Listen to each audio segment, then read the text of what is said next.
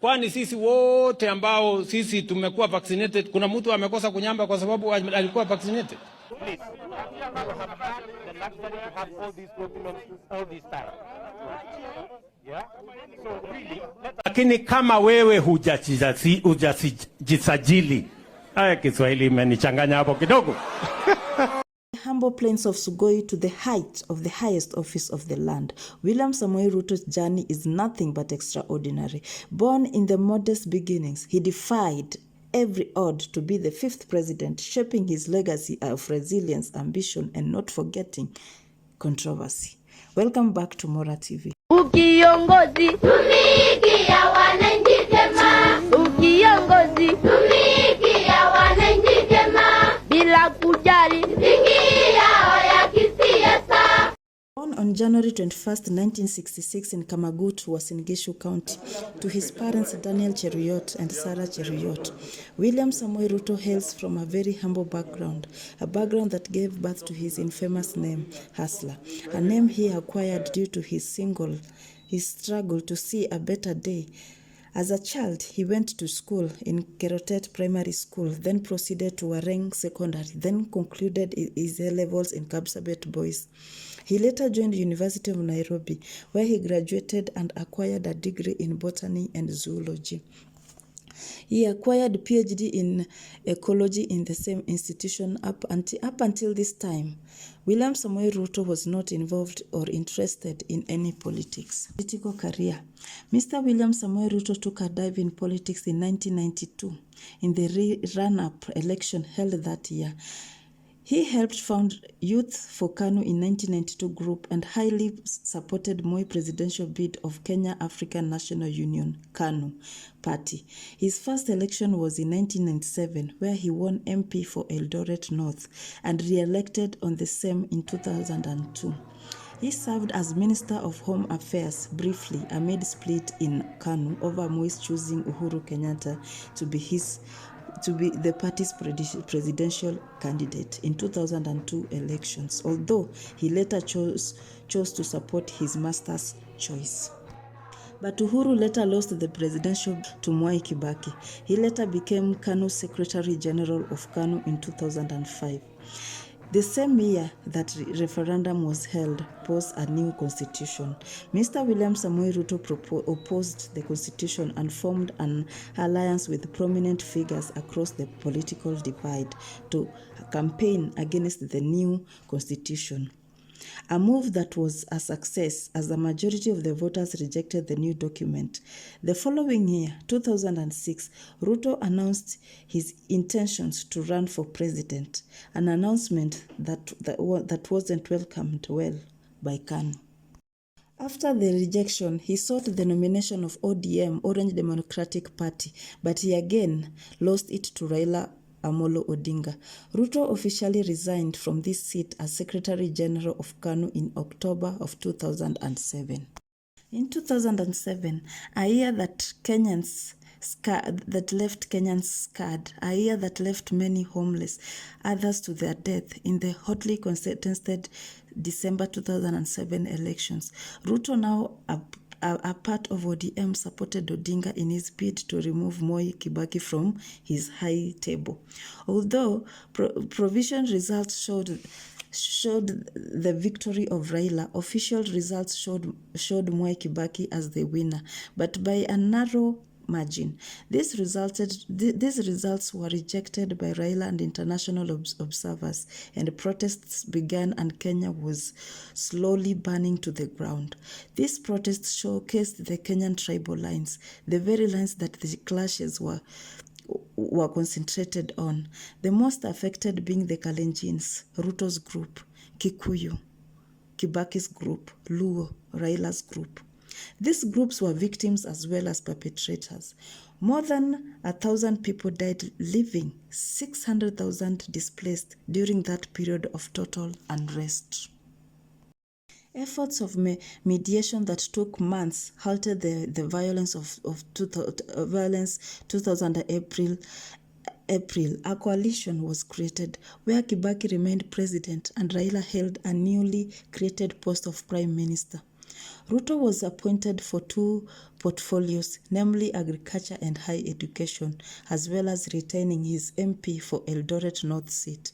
He later fell out with Raila and joined UDM, United Democratic Movement, before landing in URP, United Republican Party, in 2012. Meanwhile, investigations were running intensely in the background into the post-election violence of 2007-2008. December 2010, names of 6 individuals were released. Among the released was Uhuru Kenyatta and Ruto. January 2012, Ruto was charged with crimes against humanity, organizing and coordinating targeted attacks against ethnic groups, and many more, including the death of congregations where a church was burnt with believers inside. Uhuru Ruto. Unmoved by his ICC charges, Ruto, the unrelenting, ambitious man, continued to pursue his political aspirations. He collaborated with Uhuru and they joined their parties, forming a multi-party coalition called Jubilee Alliance. A coalition that was used to contest the March 2012 elections, where Ruto was to be the deputy president and Uhuru president, dubbing Uhuru Ruto, and actually won the highest office of the land. The ICC wasn't done with the duo, yet the court halted them. Then on September 10th, opening Ruto's trials and Joshua Arap Sang, a radio executive. The proceedings were long until April 5th of 2016, where the ICC judges terminated the case due to insufficient evidence. They again rebranded Jubilee Coalition to Jubilee Party, with the same duo running for re-election in the August 8th of 2017 polls, successfully bagging 54% of the votes. The results were annulled and fresh elections were called for by the Supreme Court. These elections were held on October 26th and the duo won with a landslide, but with a very low turnout of voters. Their second term in office was rather unfriendly because their relationship cooled, and Uhuru was seen reconciling with Odinga in 2018 and collaborated on the Building Bridges Initiative, BBI. The initiative that was to study challenges in the country and propose solutions. These collaborations exacerbated Ruto's alienations from Kenyatta, making him lose his status as the next presidential candidate. Later, BBI was ruled out as unconstitutional and could not be enacted by Supreme Court. 2002 elections. By August 2022, elections, Kenya's political landscape had changed dramatically. Ruto had already left Jubilee Party and was a presidential candidate for UDA, United Democratic Alliance, an umbrella party for Kenya Kwanza political parties. By February, Kenyatta had publicly denounced Ruto, declaring him unfit to be president, endorsing Raila for the top seat. The Jubilee Party had endorsed Odinga, joining their party Azimio la Umoja and Jubilee Party.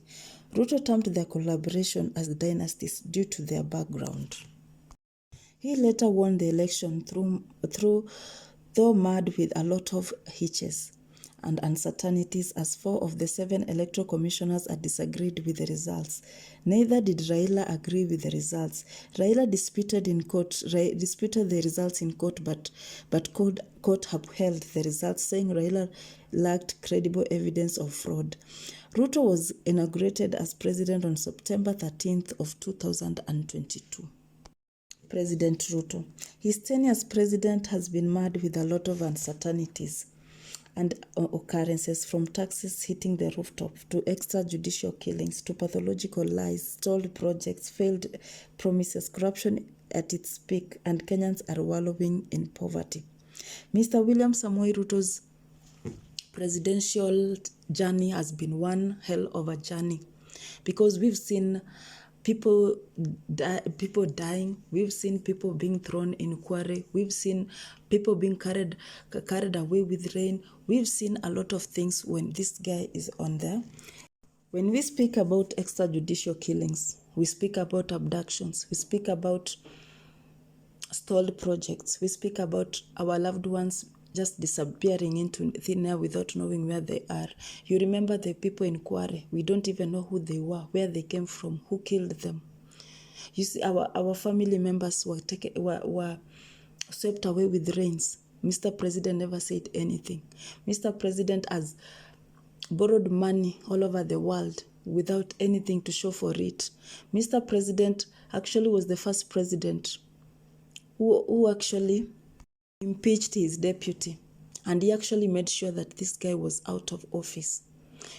Till this time, we really don't know what his fault was, because the things that they said he was doing or he was guilty of, even Ruto himself was guilty of the time Uhuru Kenyatta was president. So I don't know why his was different. Or does Gachagua, our own Rigiji, does he know something that we do not know? Is he looking at the government in different eyes? Of course he is, because he has been there. But does he know something that we do not know? We've seen our own Morara Kevaso giving us civic education back to back. And it has been a painful revelation. It has been a painful journey, because we are seeing our money just going down the drain. You remember the way Gachagua was saying that they were given money the day of after winning the elections. A lot is happening in Kenya. Mr. President, Mr. William Ruto, our very own William Samoei Ruto, we've had many presidents in Kenya, but we've never had one like him. He's slowly taking us down the death lane. We are on a sliding very fast to an ocean with no life jackets. And it's just watching how we are going to breathe our last. It has been painful. It has been excruciating. It has been humiliating when you see people lacking their day-to-day bread because the tax is hitting the rooftops. Companies are closing because they cannot afford the tax anymore. Companies are migrating from Kenya to other countries because Kenya is on another level when it comes to tax. Guys, kwa comment section, maybe tell me what you think. What has been your 2025? What has happened in your 2025 as far as this government is concerned? Ruto, he wants to even inject our animals without our consent. Ruto siku moja atatuambia our husbands wasonge kwa kitanda, manake anataka kupanda kwa kitanda na sisi, manake hatujui jamani, hatuelewi. It has been bad. It has been, I don't know. Anyway, guys, that's our very own president, Mr. William Samoei Ruto. That is political life. It's education life. It's just him, our own hustler. Bye, guys, and stay tuned for the next one.